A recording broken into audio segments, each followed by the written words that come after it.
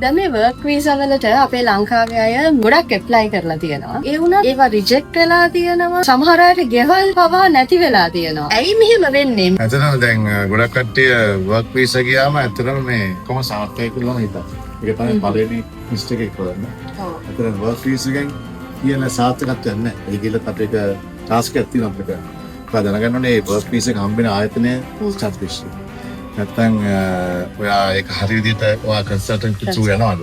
මොකද ගොඩක් කට්ටිය මෙහි අහුන්නේ ප්‍රශ්න වලට ඒගොල්ලෝ කියන්නේ යාළුකමට අපි කියනවා අඳුරනකමට දීලා සල්ලි. ඒ කියන්නේ මෙයා මෙතනින් කරනවා කියලා. ඒ වගේ ගොඩක් ඒවා කියනවා. ඒක නව විශ්වාස කරලා දෙන්න සල්ලි ගෙවල් ගස් තියලා එතකොට වාහන විකුණලා පොලියට සල්ලි අරගෙන ඉතින් ගොඩක් හරිය සමහර කට්ටිය ගියා.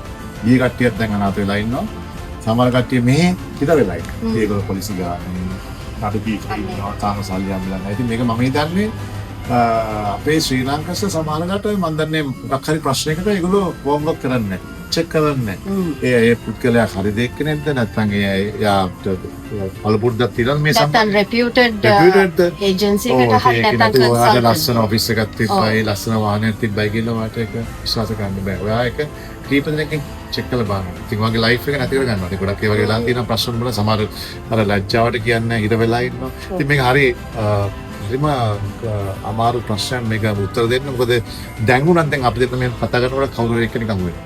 ඒකෙන් දැන් උදල් කියලා මේ ලොකු ගණන් නෙමෙයි. සමහරට 50,000 කෙනෙකුට ලක්ෂයක් කෙනෙකුට ලක්ෂ 100ක් කෙනෙකුට මේක තමයි ප්‍රශ්නේ. ඉතින් ඒකෙන්ද මම හිතනවා වර්ක් වීස් එකක් ගියාට තමන්ගේ අනාගතයේ විසඳෙන්නේ නැහැ. ඒකෙන්ද ඔයා දැනගන්න ඕනේ ඔයාගේ පොසිෂන් එක බඳුවා ඉන්න.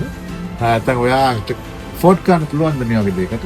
ඒකෙන්ද ඔයා ඒ පිටදී හොඳයි ලංකාවේ ඉඳලා තමන්ගේ ව්‍යාපාරයක් කරන්න. ඕගලන්ට ඕනනම් හරියට වර්ක් වීසා එකක් කරන හැටි කොහොමද ඩොකියුමන්ටේෂන් ප්‍රොසෙස් එක කොහොමද කරගන්නේ මිස්ටර් මනෝජ් විසිට් කරන්න at MCS International Consultant in Sri Lanka.